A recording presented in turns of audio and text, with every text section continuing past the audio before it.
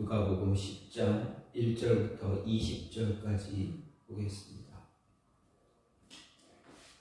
그 후에 주께서 따로 70인을 세우사 친히 가시려는 각 동네와 각 지역으로 둘씩 앞서 보내시며 이르시되 추수할 것은 많되 일꾼이 적으니 그러므로 추수하는 주인에게 청하여 추수할 일꾼들을 보내주소서 하라. 갈지어다 내가 너희를 보냄이 어린 양을 이리 가운데로 보냄과 같도다. 전대나 배낭이나 신발을 가지지 말며 길에서 아무에게도 문안하지 말며 어느 집에 들어가든지 먼저 말하되 이 집이 평안할지어다 하라. 만일 평안을 받을 사람이 거기 있으면 너희의 평안이 그에게 머물 것이요 그렇지 않으면 너희에게로 돌아오리라. 그 집에 유하며 주는 것을 먹고 마시라. 일꾼이 그 삭을 받는 것이 마땅하니라. 이 집에서 저 집으로 옮기지 말라. 어느 동네에 들어가든지 너희를 영접하거든 너희 앞에 차려놓은 것을 먹고 거기 있는 병자들을 고치고 또 말하기를 하나님의 나라가 너희에게 가까이 왔다 하라. 어느 동네에 들어가든지 너희를 영접하지 아니하거든 그 거리로 나와서 말하되 너희 동네에서 우리 밭에 묻은 먼지도 너희에게 떨어버리노라. 그러나 하나님 나라가 가까이 온 줄을 알라 하라. 내가 너희에게 말하노니 그날에 소돔이 그 동네보다 견디기 쉬우리라. 화 있을진저 고라시나 화 있을진저 베세다야 너희에게 행한 모든 권능을 두로와 시돈에서 행하였더라면 그들이 벌써 베옷을 입고 제에 앉아 회개하였으리라. 심판때에 두로와 시돈이 너희보다 견디기 쉬우리라. 가버나움아 내가 하늘에까지 높아지겠느냐 음부에까지 낮아지리라. 너희 말을 듣는 자는 곧 내 말을 듣는 것이요 너희를 저버리는 자는 곧 나를 저버리는 것이요 나를 저버리는 자는 나 보내신 이를 저버리는 것이라 하시니라. 70인이 기뻐하며 돌아와 이르되 주여 주의 이름이면 귀신들도 우리에게 항복하더이다. 예수께서 이르시되 사탄이 하늘로부터 번개같이 떨어지는 것을 내가 보았노라. 내가 너희에게 뱀과 전갈을 밟으며 원수의 모든 능력을 제어할 권능을 주었으니 너희를 해칠 자가 결코 없으리라. 그러나 귀신들이 너희에게 항복하는 것으로 기뻐하지 말고 너희 이름이 하늘에 기록된 것으로 기뻐하라 하시니라. 아멘. 오늘 말씀 누가복음 10장 1절부터 20절 말씀입니다. 운동 경기를 하다 보면 혼자 하는 경기가 있고 또 여럿이 팀을 이루어서 하는 그러한 경기가 있습니다. 예를 들어서 유도, 또 레슬링, 태권도 이런 것들은 주로 혼자 하는 경기입니다. 하지만 축구나 야구, 농구는 팀으로 하는 그러한 경기입니다. 복음을 전하는 경우도 이와 같다 생각할 수가 있습니다. 혼자서 하는 경우도 있고 함께 하는 경우가 있습니다. 개인적으로 복음을 전하기도 하지만 함께 신앙생활을 하는 친구의 도움을 받거나 선생님 혹은 함께 기도하는 기도자들, 교제하는 동역자들 혹은 사역자들의 도움을 받기도 합니다. 예를 들어서 함께 모여 기도하는 경우입니다. 특히 복음을 전해야 하는 곳이 특히 함께 복음을 전해야 하는 곳이 있기도 합니다. 혼자서 전하기보다는 이러한 곳에서는 특히나 함께 복음을 전해야 하는 그러한 곳들이 있습니다. 어디입니까? 바로 선교지입니다. 선교지에서 선교사님 혼자 나가서 복음을 전하는 것 매우 어렵습니다. 그렇기 때문에 늘 함께 복음을 전하기 위해서 함께 할 때가 참 많이 있습니다. 특히 함께 할 수 있는 동역자들이 있는 그 선교지에는 성령의 큰 역사가 더 많이 나타나기도 합니다. 선교지에서 혼자 복음을 전하기보다는 팀을 이루어서 함께 기도하고 함께 고민하고 함께 복음을 전하는 대상과 어울릴 때 큰 효과를 얻을 수 있습니다. 우리가 잘 아는 사도 바울 역시 복음을 전할 때 어떻게 했습니까? 혼자 복음을 전하러 나갔습니까? 그러지 않았습니다. 그는 혼자 전하기보다는 팀을 통해서 동역자들과 함께 복음을 전하는 모습을 가졌습니다. 그리고 그를 후원하는 기도의 모임이 항상 그와 함께 했다라는 것을 성경을 통해서 알게 됩니다.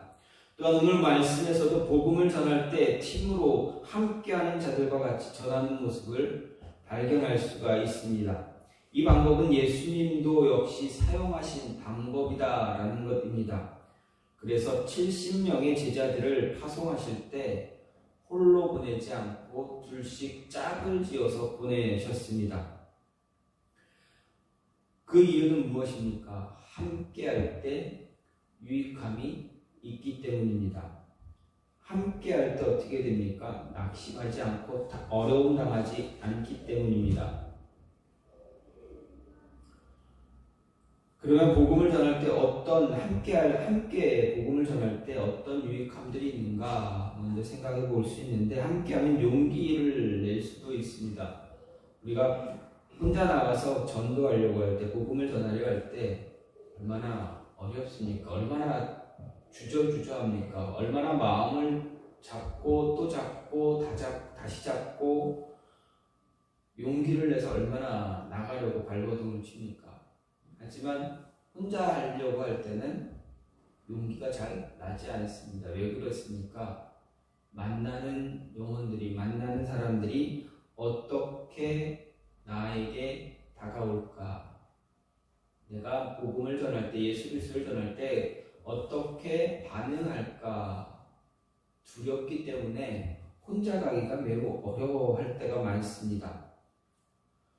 제가 아는 사모님도 그런 이야기를 합니다. 늘 복음을 전할 때, 예수님을 전할 때 전하려고 하면 늘 두렵다고 합니다. 매주 복음을 전하긴 하지만 나갈 때는 항상 두렵다 이야기합니다. 주저주저한다 말씀하십니다. 그렇습니다. 복음을 전할 때 우리는 매우 고민할 때가 많습니다. 하지만 혼자 나갈 때 이런 고민을 할 때 함께하게 되면 어떻게 됩니까? 힘을 얻게 됩니다. 옆에서 같이 있어주는 사람이 있고 함께 복음을 전할 때 함께 내 옆에 누군가가 있다라는 것만으로 힘을 얻게 됩니다. 그렇기 때문에 함께 복음을 전하면 더 용기를 내서 한 사람에게라도 더 다가가서 복음을 전할 수가 있습니다. 또 다른 이점은 포기하는 것을 막아주기도 합니다. 좌절하고 포기하고 싶을 때 함께하면 어떻게 됩니까? 그래, 한번 조금 더 가보자. 서로 이야기 나누면서 서로에게 힘을 주고 이야기합니다. 격려해 줍니다. 서로를 격려하면서 그래, 조금 우리가 한 명 더 만나보자. 조금 더 가보자. 조금 5분 요거 나머지 우리가 가지고 전도용품 나 복음 전하기 갖고 나왔더니 용품들을 가지고 이걸 다 할 때까지 조금만 더 하자, 조금만 더 하자 이렇게 이야기할 때 어떻게 됩니까? 포기하는 것을 막아주기도 합니다. 어느 나라 속담 가운데 이런 속담이 있다고 합니다. 혼자 뛰면 빨리 뛴다. 하지만 함께 뛰면 멀리 뛴다 라는 속담이 있습니다. 혼자 달리기를 하게 되면 빨리 달릴 수는 있지만 어떻게 됩니까? 오래 달릴 수 있습니까? 멀리 갈 수 있습니까? 그렇지 못합니다. 힘들고 지치고 숨이 헐떡거리고 배가 아파오고 다리가 풀리게 되면 중간 도중에 멈추고 싶은 마음이 굴뚝 같습니다. 체력이 강하지 못하고 속된 말로 저질 체력을 갖고 있다 보면 더 그렇습니다. 1분도 5분도 채 뛰지 못하고 걷기 일수입니다. 하지만 어떻게 합니까? 같이 옆에서 띄워주는 사람이 있을 때 더 멀리 갈 수, 더 오래 갈 수 있다라는 것입니다. 여러분, 마라톤을 홀로 1인 1인이 마라톤을 한다고 해보십시오. 얼마나 어렵습니까? 마라톤 선수들이 훈련할 때 혼자 뜁니다. 아니, 물론 혼자 달리긴 하지만 주변에 그를 격려하는 코치들이 자전거나 자가용 아니면 자동차를 타고 따라가면서 이렇게 용기를 주고 힘을 주기도 합니다. 하지만 마라톤 대회에 나가면 어떻게 됩니까? 많은 사람들이 함께 달리게 됩니다. 앞서고 앞지르기도 하고 뒤로 처지기도 하지만 어쨌든 함께 달리기 때문에 그 먼 거리를 완주하게 됩니다. 복음도 마찬가지입니다. 복음 전한다는 것도 마찬가지입니다. 우리 안에 두려움은 있겠지만 어떻게 됩니까? 함께 복음을 전할 때 더 오래 포기하지 않고 더 멀리 갈 수 있다는 것입니다. 복음을 전하는 것은 단거리를 달리는 것이 아니라 장거리, 즉 오래 달리는 것을 이야기합니다.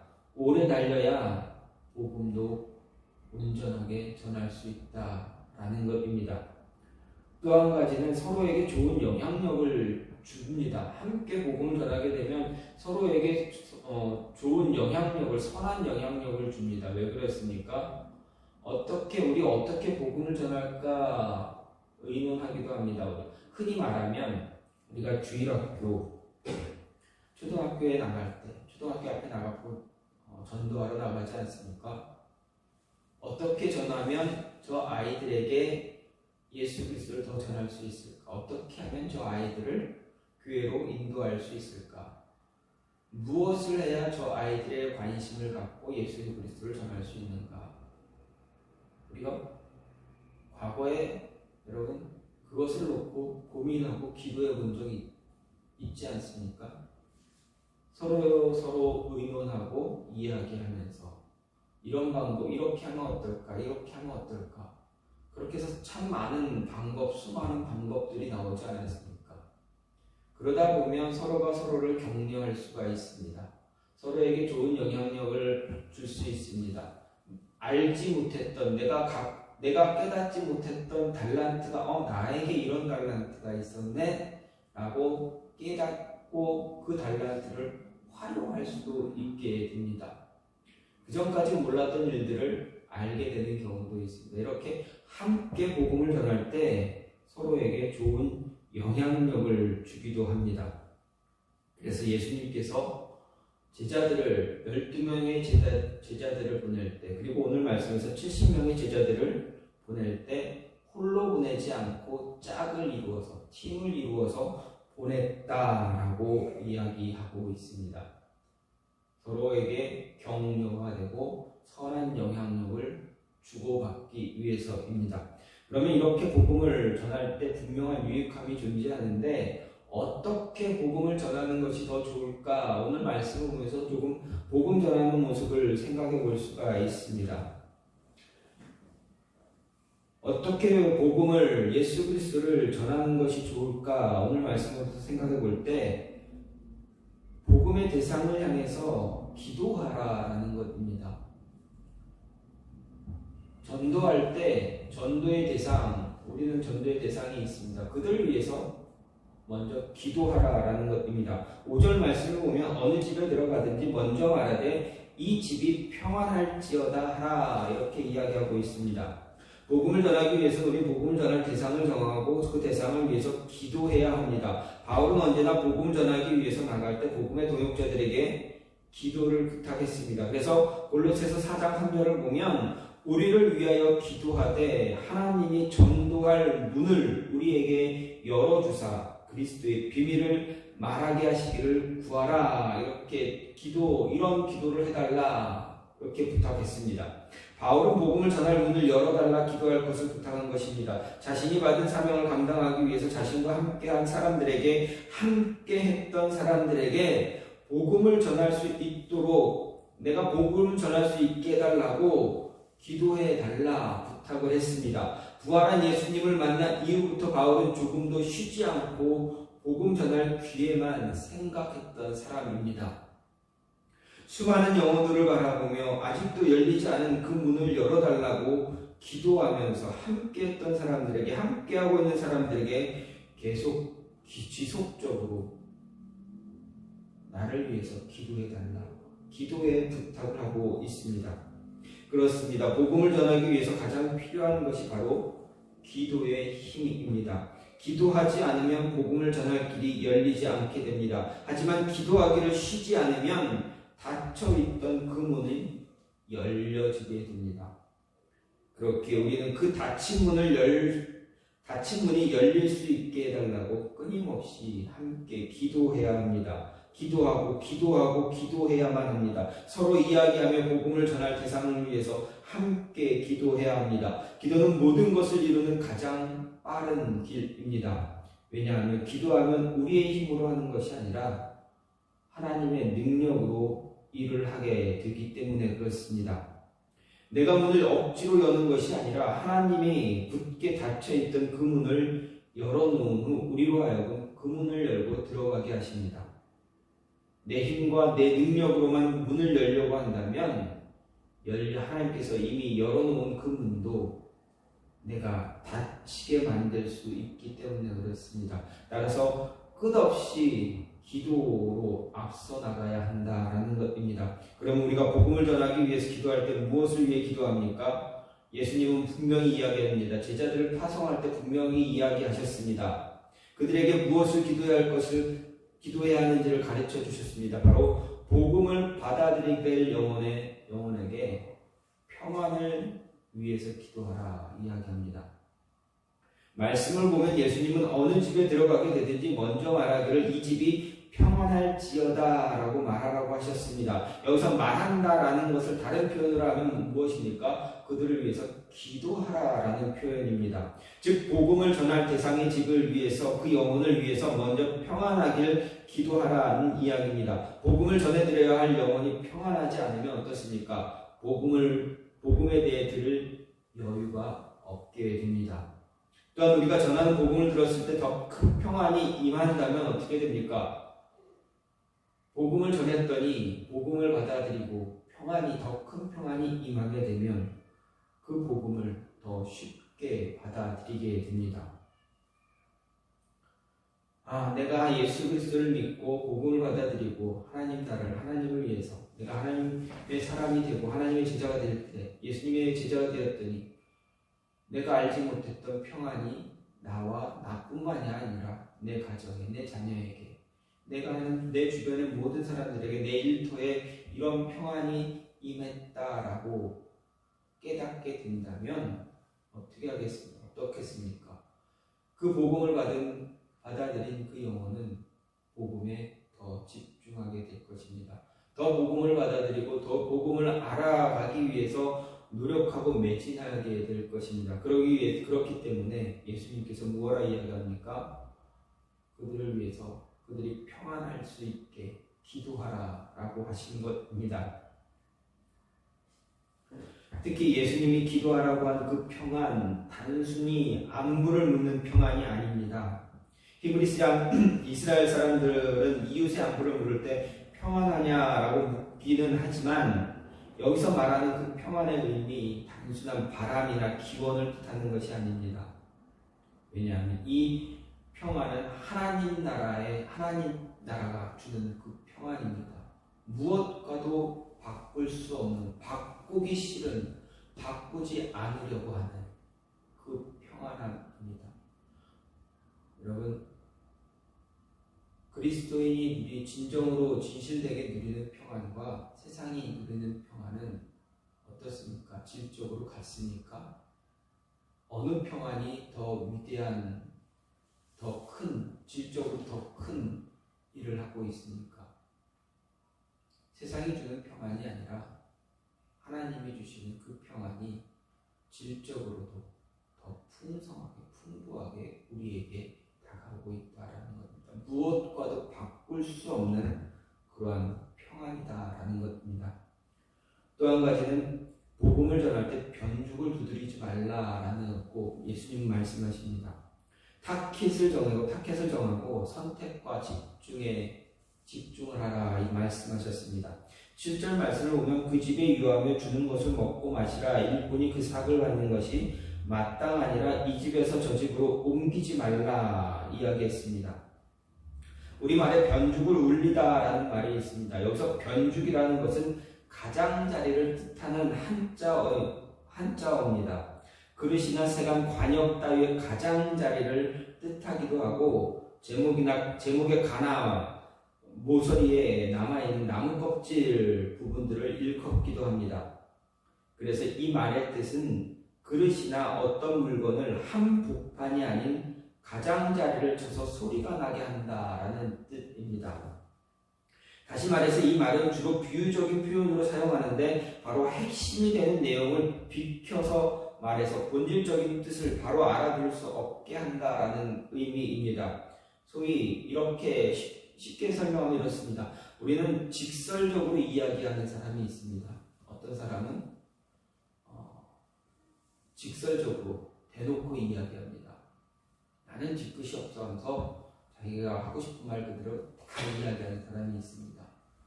어떤 사람은 이런 사람입니다. 어떤 사람은 직접적으로 대놓고 이야기하지 않습니다.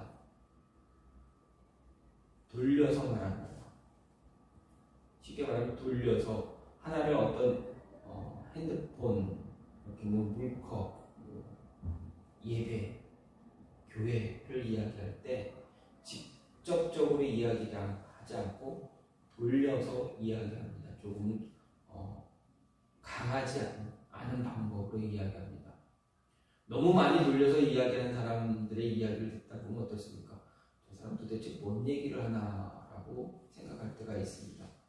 바로 변죽을 울린다라는 것이 바로 이렇게 돌려서 이야기하는데 핵심을 알지 못할 때를 이야기합니다. 이 말은 우리가 복음을 전할 때 변죽을 울리는 것처럼 하지 말라라는 것입니다. 변죽을 울린다는 것은 말을 뜻하는 것이지만, 변죽을 울린다는 것은 말을 뜻하는 것이지만, 지금 여기서 이 말을 인용하는 것은 복음을 전하는 대상을 정하고 전해야 하는데 여기 또는 저기, 여기저기 또는 이 사람 저 사람 간만 보듯이 행동하지 말라라는 것입니다. 복음을 전할 대상을 중구난방식으로 아무런 계획 없이 다가가지 말고 전할 대상을 정하고 그 대상에 집중하라라고 할 수가 있습니다. 즉 선택과 집중을 이야기할 수가 있습니다.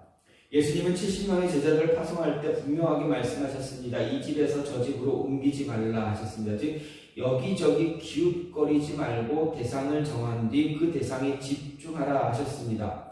이 집, 저 집을 돌아다닌다는 것은 자신을 더 반기거나 대접하려고 하는 가정을 찾아 돌아다니는 것을 말합니다. 복음을 전하는 자를 더 대접하는 자에게 전하도록, 복음을 전할 때 복음을 전하는 자를 복음을 전하고 있는 그 사람을 더 대접하려고 하는 자에게 다가가지 말라. 그런 사람들을 찾아다니지 말라라고 이야기하는 것입니다. 물론 예수님이 말씀하신 이 집 저 집으로 옮겨 다니지 말라는 것은 복음을 전하는 제자들이 어느 한 마을에 들어가서 복음을 전하기 위해 간 가정을 택한 뒤 그 가정이 속한 마을 곳곳에 다니면서 복음을 전하라라고 하는 것입니다. 한 마을에 들어가면 한 가정을 택해서 그 가정에 들어가서 그 마을 전체를 복음을 전하라라고 한 것입니다. 이 가정 저 가정 돌아다니면서 머물면서 복음을 전하지 말고 한 가정에 들어가서 그 가정을 중심으로 복음을 전하라 이야기하는 것입니다. 그런데 그렇게 이 말씀을 우리에게 지금 우리 현실에 적용해 보려고 한다면 우리는 이미 한 마을에 들어와 있습니다. 그러면 어떻게 됩니까? 우리가 있는 머문 곳에서 여기저기 옮겨 다니는 것을 이야기하지 않습니다. 우리는 이미 안에 들어와 있기 때문에 복음을 전할 대상을 찾아야 합니다. 근데 그 대상을 이 사람에게 한 번 갔다가 저 사람에게 갔다가 찔러보고 이렇게 가는 것이 아니라 복음을 전할 대상을 정하고 선택하고 그 대상에 집중해야 한다라는 것입니다. 복음을 전할 때, 전도할 때, 예수 그리스도의 이름을 전할 때 대상을 정한 뒤에 그 대상에 집중하는 것이 바로 바른 복음을 전할 수 있는 방법입니다. 잘못해서 이 사람 여기저기 찌르다 보면 어떻게 됩니까? 계속 찔러보고 간만 보다 보면 오히려 안 좋은 효과를 가져올 수도 있습니다. 그렇기에 복음을 전하기 위해서는 변죽을 두드리지 말고 선택과 집중하라. 선택하고 선택한 것에 집중하라. 선택한 영혼을 집중해서 그를 위해서 기도하고 그를 위해서 다가가야 한다라는 것입니다. 마지막으로 복음을 전할 때 어떻게 합니까? 예수님께서 말씀하신 것은 무엇입니까? 다른 것 전하지 말라. 오직 복음만 전하라 이야기하셨습니다. 9절 말씀을 보면 거기 있는 병자들을 고치고 또 말하기를 하나님의 나라가 너희에게 가까이 왔다 하라. 하나님의 나라가 너희에게 가까이 왔다. 예수님께서는 오늘 본문을 통해서 하나님 나라가 너희 주변에 있다. 너희에게 가까이 왔다라는 말을 반복해서 하셨습니다. 즉 복음을 전할 때 정말 우리가 조심하고 주의할 것은 반드시 복음을 그리스도를 전해야 한다라는 이야기입니다. 다시 말해서 그리스도에 대해 증거해야 한다는 이야기입니다. 오늘 조금 전에 보았던 이 9절에서 예수님이 제자들을 보낼 때 무엇을 말하라고 했는가 하면 오직 하나님 나라가 가까이 왔다라고 말씀하셨습니다. 이 말은 복음만 전하라는 이야기입니다. 세례 요한도 광야에서 처음 사역을 시작할 때 무엇을 외쳤습니까? 백성들에게 이스라엘 백성들 향해서 무엇라 외쳤습니까? 회개하라, 천국이 가까웠느니라. 복음을 외쳤습니다. 또 예수님도 세례를 받고 성령에 이끌려 광야로 가셨습니다. 그리고 그 광야에서 40일을 금식하고 사단의 시험을 이기신 후에 첫 사역, 첫 마디가 무엇이었습니까? 회개하라, 천국이 가까웠느니라. 복음에 집중하셨다라는 이야기입니다. 복음을 전할 때 다른 건 말하지 말고 오직 복음에 대해서만, 천국 복음에 대해서만 말하라라고 하는 것입니다. 오늘 본문 1절 말씀을 보면 각처로 둘씩 앞서 보내시며 라는 말씀이 있습니다. 즉 예수님은 복음 전파를 위해서 70명의 제자들을 둘씩 2명씩 짝을 지어서 보내셨습니다. 파송하셨습니다. 그런데 이 방법은 지금뿐 아니라 이전에도 12명의 제자들을 보내실 때도 그렇게 하셨습니다. 그렇다면 예수님이 복음을 전하기 위해서 왜 제자들을 둘씩 짝을 지어서 보냈는가 하는 것입니다. 혼자 보내기보다는 둘씩 보낼 때 더 효율적이라 보았기 때문에 그렇습니다. 그리고 그리스도에 대해서 증언하는 것에 증인을 두기 위한 것입니다.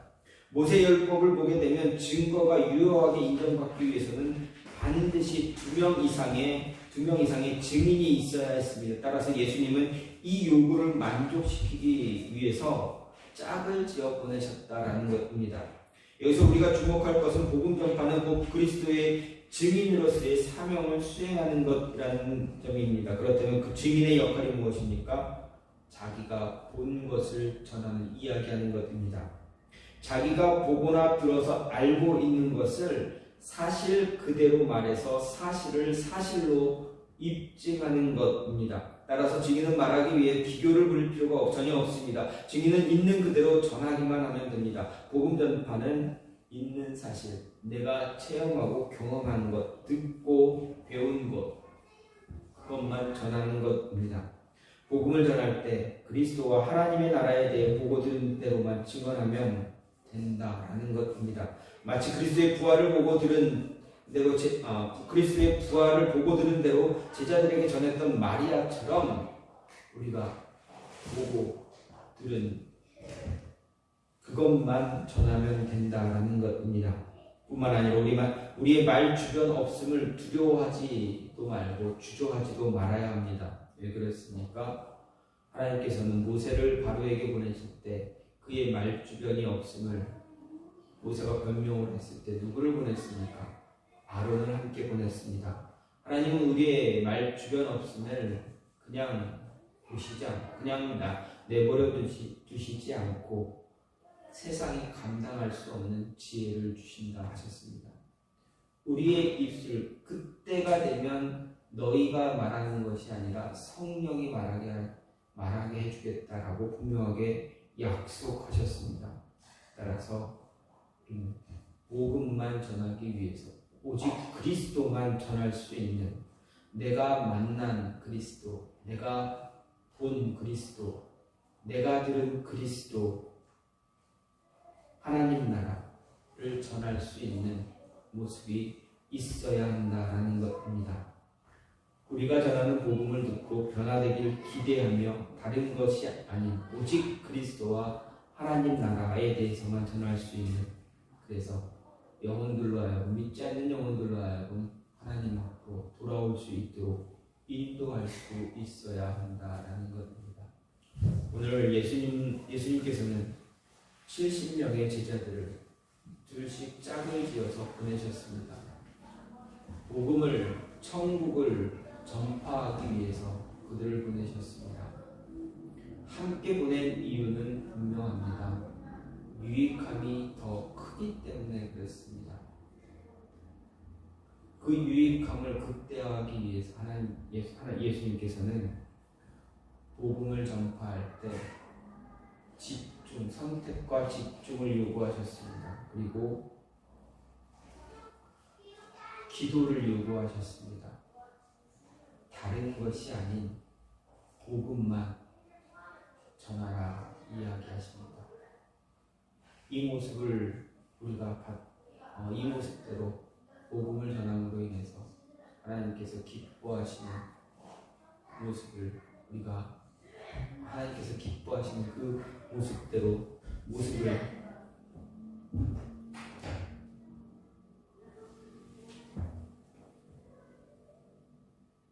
모습을 위해서 우리가 더 열심을 다해서 전할 수 있는, 기도하는 그런 모습이 있기를 간절히 소망합니다.